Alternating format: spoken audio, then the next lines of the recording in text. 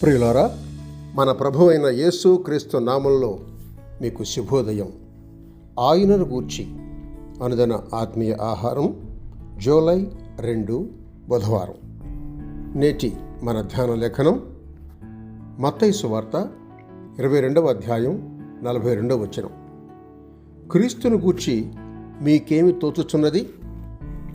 వ్యాఖ్యాన అంశం: ఆయన అనగా క్రీస్తు దైవత్వం. 3, క్రీస్తు దైవత్వమునకు క్రీస్తు స్వంత సాక్ష్యం. మొదటి భాగం.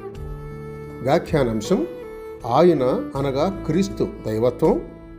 3, క్రీస్తు దైవత్వమునకు క్రీస్తు స్వంత సాక్ష్యం. మొదటి భాగం. వ్యాఖ్యానం: నేను దేవుడను అని ఆయన ఎక్కడా చెప్పుకొనలేదు అంటారు క్రీస్తు దైవత్వాన్ని నమ్మని వారు. అట్లా అనేవారు కొందరు వాక్యం తెలియకుండానే అమాయకంగా అంటారు.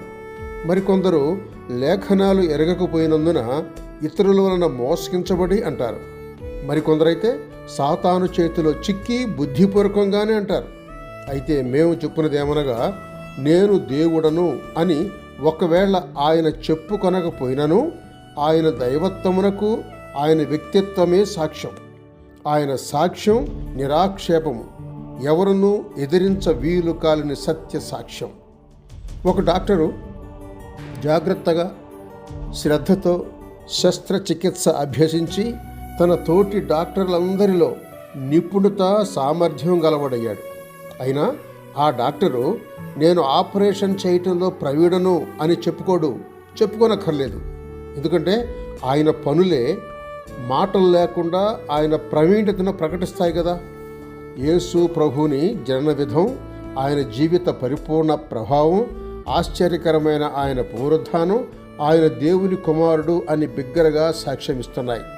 అలాగే అపోస్తలుడైన పౌలు యేసు క్రీస్తు మృతులలో నుండి పునరుద్ధానుడైనందున పరిశుద్ధమైన ఆత్మను బట్టి దేవుని కుమారుడుగా ప్రభావంతో నిరూపింపబడను అని రోమా 1వ అధ్యాయంలో వ్రాశాడు. ప్రభువు స్వంత పునరుద్ధానం, లాజరు పునరుద్ధానం ఆయన దైవత్వానికి గొప్ప సాక్ష్యాలు. మన ప్రభు దైవత్వం ఆయన హక్కు అనడానికి రుజువుగా ఆయన చెప్పిన రూఢి అయిన కొన్ని మాటలు, వాగ్దానాలు వినయంతో మీ ఎదుట పెట్టుకోరుచున్నాము. యోహాను సువార్తలోనే చూద్దాం. నేనే జీవాహారమును, నా యొద్దకు వచ్చువాడు ఎంత మాత్రమును ఆకలి కొనడు, నా యందు విశ్వాసముంచువాడు ఎవడను దప్పికొనడు. 6వ అధ్యాయం 35వ వచనం. నేనే లోకమునకు వెలుగును, నన్ను వెంబడించువాడు చీకటిలో నడవక జీవపు వెలుగు కలిగి ఉండును. 8వ అధ్యాయం 12వ వచనం. మీరు క్రిందివారు, నేను పైనుండి వాడను. మీరు ఈ లోక సంబంధులు, నేను ఈ లోక సంబంధుడను కాను. 8వ అధ్యాయం 23వ వచనం. నేనే ద్వారమును, నా ద్వారా ఎవడైనా లోపల ప్రవహించినడలా వాడు రక్షింపబడును. 10వ అధ్యాయం 9వ వచనం. నేనే పునరుద్ధానమును జీవమును, నా యందు విశ్వాసముంచువాడు చనిపోయినను బ్రతుకును, బ్రతికియుండి నా యందు విశ్వాసముంచువాడును ఎన్నటికి చనిపోడు. 11వ అధ్యాయం 25, 26 వచనాలు. నేనే మార్గము, సత్యము, జీవము, నా ద్వారానే తప్ప ఎవడను తండ్రి యొద్దకు రాడు. 14వ అధ్యాయం 6వ వచనం.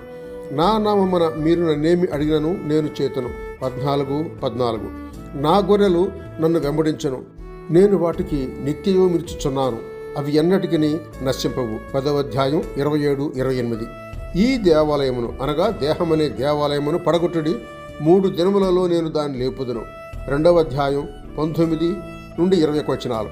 నేను దాన్ని అనగా నా ప్రాణమును పెట్టుటకు నాకు అధికారం కలదు, నేను మరలా తీసుకున్నటకు నాకు అధికారం కలదు. 10వ అధ్యాయం 18 వచనం. ఆ దినమందు అనేకులు నన్ను చూచి, ప్రభువా ప్రభువా, మేము నీ నామమున ప్రవచింపలేదా, నీ నామమున దయములను వెళ్ళగొట్టలేదా అని చెప్పుదురు. అప్పుడు నేను, మిమ్మునెన్నడను ఎరుగను, అక్రమము చేయువార్లారా నా యొద్ద నుండి పొండి అని వారితో చెప్పుదురు. 7వ అధ్యాయం 22, 23 వచనాలు. పరలోకమందును భూలోకమందును నాకు సర్వాధికారం ఇయ్యబడి ఉన్నది.